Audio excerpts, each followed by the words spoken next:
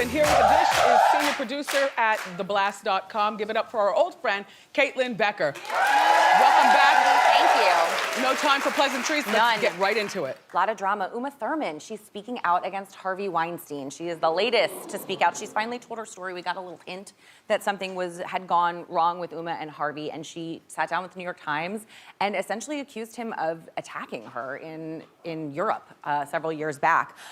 She had described her relationship up until that point with Harvey as a very good, cordial working relationship. She'd known him for years. Of course, you know, the Kill Bill movies, Tarantino, all of these were Miramax. They were Miramax. They were Harvey Weinstein produced films. So she was very, They built her career. Right, they were very wrapped up together, and it went from a very cordial relationship to suddenly things shifted, and she claimed that he tried to attack her and he tried to expose himself. This is after they were established as working together. Years they had worked together, and she even described him a little bit as when he brought out the bathrobe. According to her, he brought out the bathrobe, and she said it seemed a little like kooky uncle, and then that was one incident, and then another incident allegedly happened where apparently he tried to expose himself and attack her, and she got away, and nothing really happened further than that. But she said that the next day, she was staying with a friend, and he sent her what she described as a vulgar set of flowers, yellow roses with a note, and the card said, "You have great instincts." Not to mention, she was wearing leather while he was wearing a robe, and they went into a steam room. I have no idea what that's all about. The whole thing just, I mean, as they all do, feel just super dirty. Creepy. But Harvey has responded, his team has responded, Okay. and of course he does not admit to anything regarding assault. He said no assault happened. He did admit that he made kind of an awkward, what he calls an awkward pass at her, but described their relationship up until that point as fun and flirtatious. But yeah, it kind of ended in that way. But she continued working with him. Yeah. She had several projects in the works, like you said, all those Miramax films. It's a tough, I mean, it's tough. It's easy to say, step up and do something. But to lose your career because someone else misbehaved. I get her position. I get the position she's in. I can't wait to hear the rest of the story.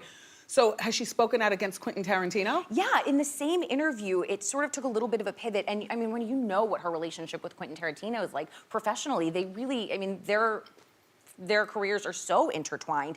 And in a very sort of bizarre story on the set of one of the Kill Bill films, she sort of tells this harrowing tale about getting into a car accident after Tarantino essentially, according to her, forced her to drive a vehicle in a stunt that she did not feel comfortable driving.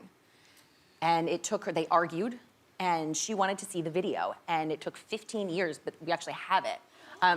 If you want to take a look at it, but yes. We do have to warn you, it's a car accident. It is kind of graphic, so to warn people at home and you guys in the audience, it is a little difficult to watch. And it's not a stunt person, this is Uma driving, let's say. Yes, you can see this. So you probably recognize the scene. Now, Harvey told her it was a straight road. It's clearly, not Harvey, I'm sorry. Quentin told her it was a straight road, clearly not a straight road. There she is, very bumpy. You could see her sort of bouncing around in the car. There's Quentin coming over to her to Get out of my check on face! her.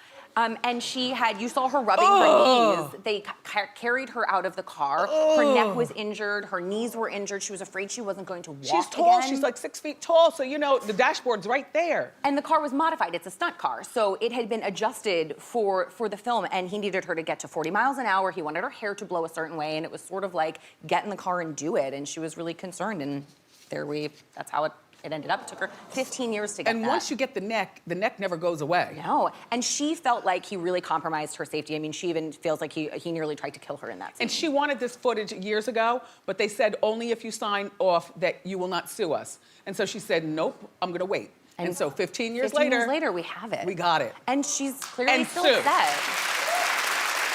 So let's move on to Kate Upton.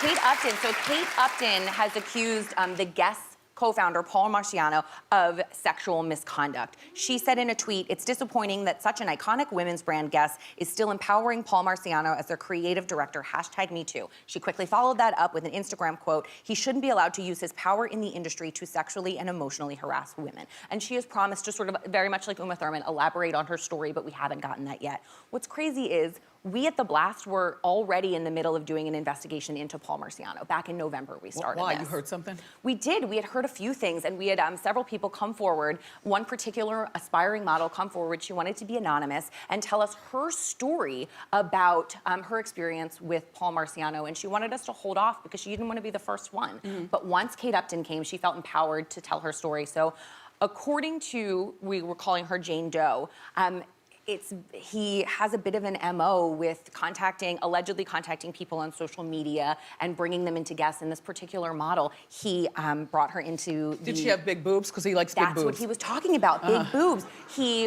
According to her, he watched her undress at the guest creative offices and actually grabbed her breast and said, after she had commented on losing weight, he grabbed her breast allegedly and said, "At least you still have your boobs." And over the course of the last few days, we found a lawsuit that was settled that alleged misconduct. And now just today, we covered 2 more aspiring models, very, very similar MO. Social media, breasts, comparisons to Anna Nicole Smith, and using sort of the guise of checking the fit, checking the fabric to... Yeah. So has he responded? Paul Marciano denies all of these allegations. Of course. According to guests and Paul Marciano, they have done investigations into some of these allegations, and for their purposes, they did not come up with the information to corroborate that, so he is fully maintaining his innocence. All right. Well, thank you, Caitlin, for being here. Thank you, Wendy. For more information on these stories, go to wendyshow.com.